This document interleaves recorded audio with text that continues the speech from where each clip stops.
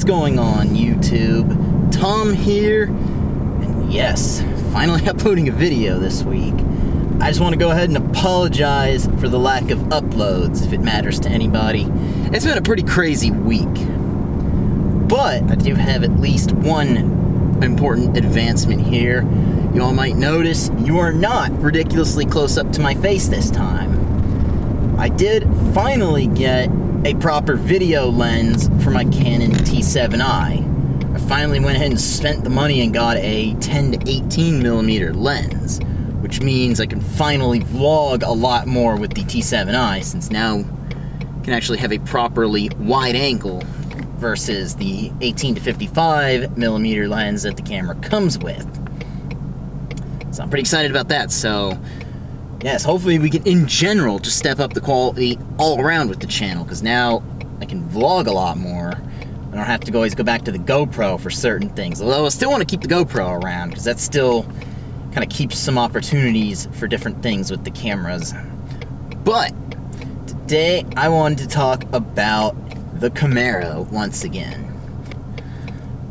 But I first made this video about 1.5 years ago, when this first became a rumor, and that was that Chevy was going to do a cheaper V8 Camaro rather than just the SS. And finally, after all of these, well, years, like 1.5 years, they're finally going to do it.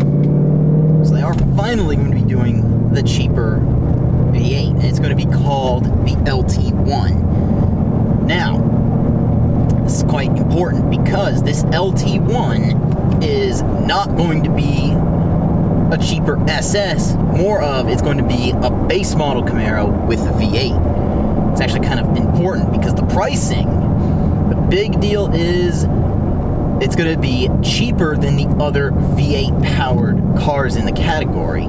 It's going to be approximately $800 cheaper than a 5.7 Challenger, and almost $1,500 cheaper than the base model Mustang GT, which is actually pretty important, because that means it gets the price down low, where people who actually are going to be shopping for these cars that are worried about price, they're actually going to be appeased now, because that means if you're actually worried about the car being too expensive, you're in luck.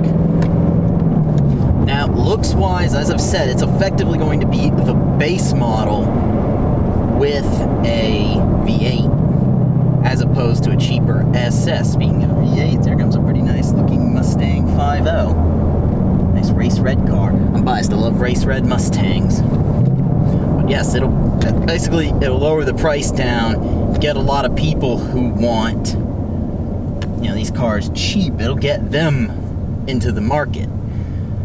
Now that's important, because, like, even though it was not an object for me, when I bought this car, I just said price was no object. It's more about, if it's worth it, I will pay extra money for a car. But there's plenty of people who I've heard say, well, I would love to get a Camaro, but they're just too expensive. The Mustang's a lot cheaper. So because of that, that gets more people to even look at the Camaro now that it's a lot cheaper. Of course, the other advantage is the looks. I know some people, even with this new 2020 facelift that's coming, a lot of people have still said, well, it's still ugly. You know, there's plenty of people who don't like that look, so this is a more conservative look for the Camaro. And of course, now, option-wise, it's still going to be available with the LT1. They're not going to try to do anything like they've done in the past, where, I know at the G8, there was like the GT, and then there was the GXP, where it's like you got different engines. They're not going to try to do like what Dodge does with the Challenger, where you got the 5.7 and then the 6.4 Hemi. It's going to be like, you're going to get, you know, one option, one engine, and that's pretty amazing. Because even Chevy, the Camaro in the past, what they did back in the F-body days, you had the Z28, which didn't have as much power, and then you had the SS, which you had to get the full horsepower. So that's actually pretty significant, because you get, you know, the same power no matter which trim you get. And that's pretty important, because especially that it's going to be the cheap one and still have that full power. Yeah, and options-wise, you're going to be able to get a manual transmission or the automatic.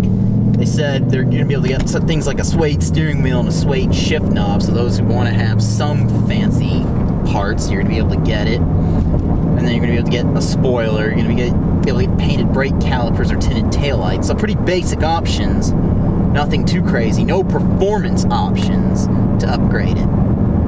It sounds to me like they are not going to be doing a 1LE version of this LT1, which I guess they decided if you really want the performance Camaro, you're going to upgrade to the SS anyway, and if you really want performance, you are going to get an SS and you're going to get a 1LE. So that's kind of the one downside, and this is kind of evident with the tires that this car is going to come with. They've already said it's going to get a square setup with all-season tires. And by the looks of the one picture I can find of the brakes, it's not going to be getting the Brembos off of the SS. Now, without trying to get a tape measure out and measure these brakes, it looks to me almost like they're the same brakes that the SS actually gets. So, that being said, I bet you they're going to do what Ford already does with the Mustang, where if you get a base model Mustang non-performance package, you don't get Brembos, even though, as everyone's pointed out, they are made by Brembo. It's kind of a lot of engineering related with Brembos, but then you have to pay extra for the performance pack to actually get them branded as Brembos. I personally believe Chevy will probably do the same thing. That way there's still an incentive to pay extra and get an SS, whether it's the same brakes or not. Now, as I said, the upside is there's a market for these cars to be sold cheaper, just because you look at the Mustang. For everybody who says, why does Ford continue to make the base model with the little tiny screen, you go to a car show and there's one of them out there. Myself included, I'm kind of like that. I got this car, I wanted the cheapest possible Mustang performance pack with the active exhaust. So that's the only real option I have, is to avoid that little screen. That was basically it. I got the full-size screen rather than the little one. I believe there's a market for people that are wanting to just get the base model, especially for those who are going to strip it down and make it a race car anyway. That might be a very small percentage of the market, but there's still people who want that. And that's people out there who are going to buy this car and turn it into a race car. It's not going to even matter what interior's in it. And then, people who are going to build it anyway. The types who buy a car to build, they don't necessarily buy a car to actually drive it as is. So, but to me, the only disadvantages I could see, obviously, as we know, the Camaro is number 3 in sales now, behind the Challenger.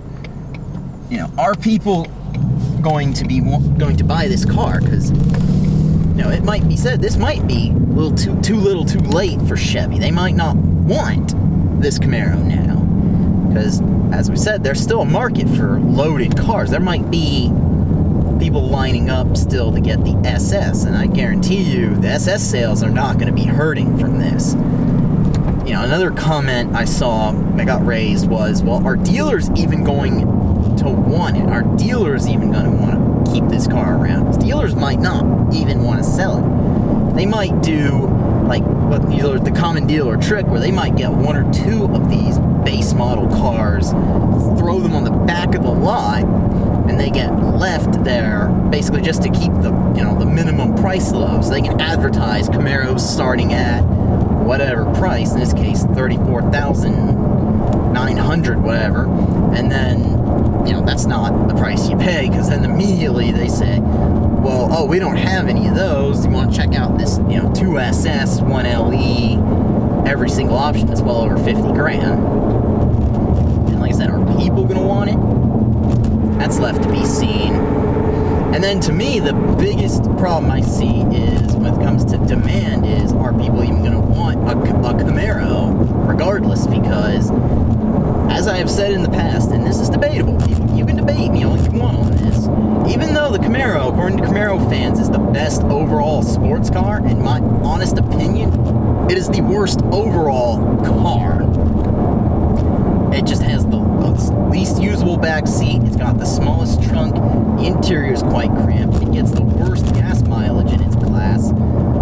Therefore, a lot of people might just look and say, I'll go ahead and spend the extra grand or so and get a Challenger or a Mustang.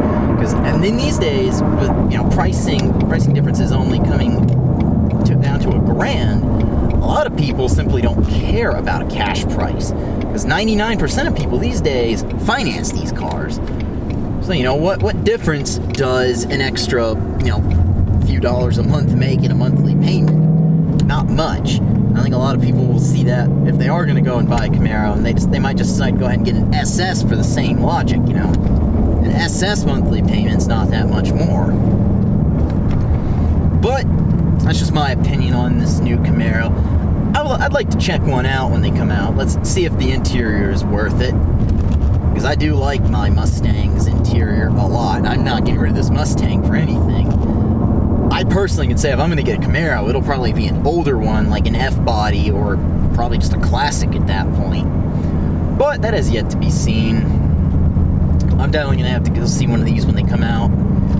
See if Camaro sales truly do recover. Will the Camaro go back to number 2 with this cheap trim level Camaro?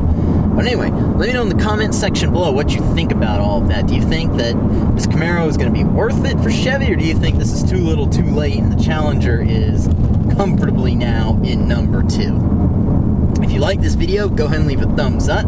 If you are stopping in for the first time, go ahead and subscribe, because I'm looking at doing another couple of car shows this weekend. I want to vlog that. That's going to be fun. But anyway, take care. Have a good day.